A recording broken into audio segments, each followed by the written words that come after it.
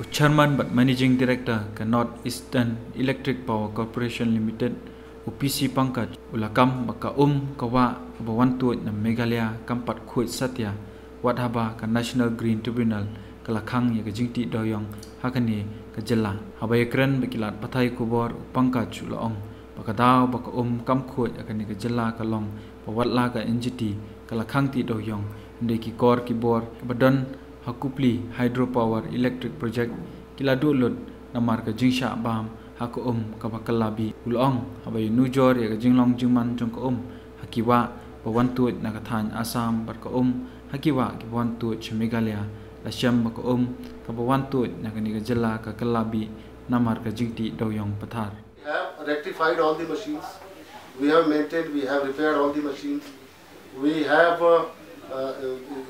have implemented, we have applied this stainless steel in some underwater machine parts, which is not damaged by the acidic water. So we are doing that, and our Kopli is running well now. All the machines. Force is banned by the NGT. What is its status? Has it improved, or is there any problem? I think it has not been improved up to that extent.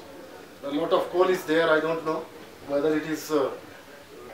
Although the mining has stopped, but the rat holes remain all over the years. So with the ingress of water into the rat holes, and it comes out to the reservoir ultimately. So we have seen the pH value. What it was before, it is almost the same now.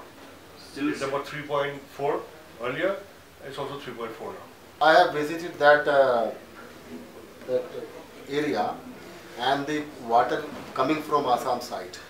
This river? Actually, there are two rivers which are confluencing just about 100 meters before the dam. The Kopli River from Assam and the Kharkang River from Meghalaya.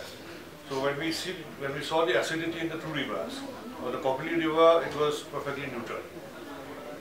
It's only on the river which is originating from Meghalaya and joining that the acidity is being created.